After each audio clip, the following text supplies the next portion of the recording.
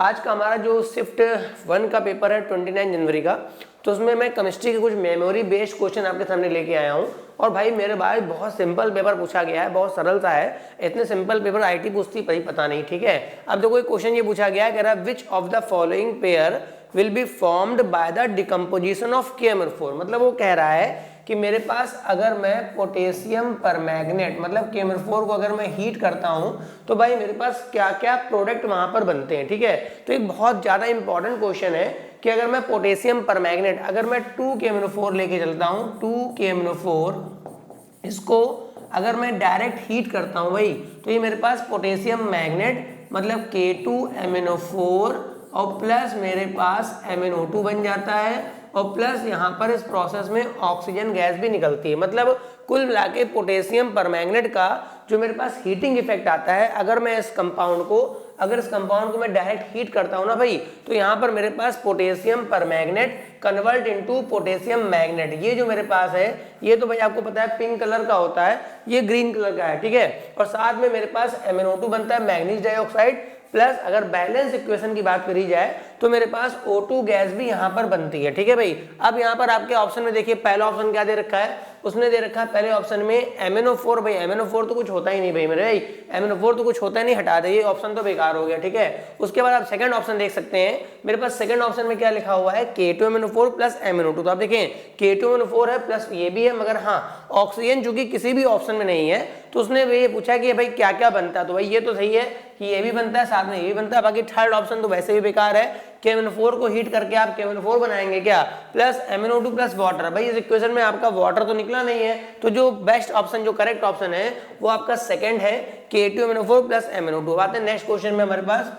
Next देखिए क्या है, कह रहा है आफ्टर हाइड्रोलिसिस, ये मेरे पास क्वेश्चन एमिनो एसिड यानी प्रोटीन का है। कह रहा है after hydrolysis of protein which amino acid is formed. भाई मैं बता दूं कि आपको अगर नहीं पता तो मैं बताऊं कि अगर प्रोटीन की बात करी जाए, अगर मैं बात करता हूं प्रोटीन की बात करता हूं यहां पर, तो protein is the polymer of alpha amino acid. Protein is the polymer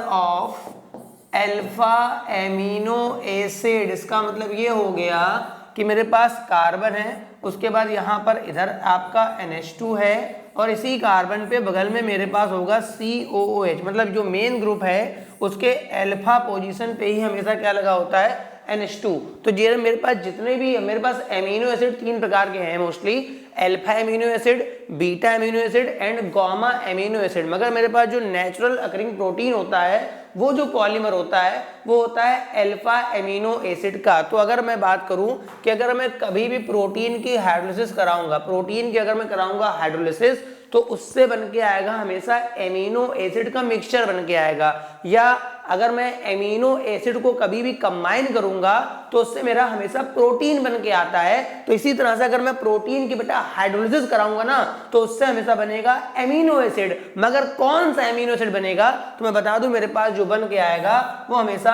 alpha amino acid. जैसे मैं बात करूं ग्लाइसिन की, तो ग्लाइसिन का फॉर्मूला मेरे पास क्या होता है, NH2, मेरे पास ये हो गया CH2COOH। तो आप देखें तो इस अल्फा कार्बन पे एमिनो आ गया, अल्फा एमिनो एसिड। अगर मैं एलानिन की बात करूं तो यहाँ पर हो जाता है NH2, उसके बाद हो गया CH पे मेरे पास यहाँ CH3। आपका मेन ग्रुप जो होगा उसके बगल वाले कार्बन पे ही एमिनो होगा। तो प्रोटीन के सैंपल की जब भी मैं हाइड्रोलिसिस कराता हूँ ना, तो भाई मेरे पास जो बनता है हमेशा अल्फा एमिनो एसिड बनता है। एमिनो एसिड कई प्रकार के होते हैं, बीटा भी होता है, बीटा पे भी NH2 हो सकता है, गामा पे भी हो सकता है, मगर जो मेरे पास नेचुरल मेरे पास प्रोटीन है ना, उसकी जब मैं कराता हूं तो मोस्टली जो बनता है मेरे पास अल्फा एमिनो एसिड। बाकी बीटा गामा डेल्टा ये आपके आफ्टर हाइड्रोलिसिस नहीं बनते हैं। थैंक यू, ठीक है।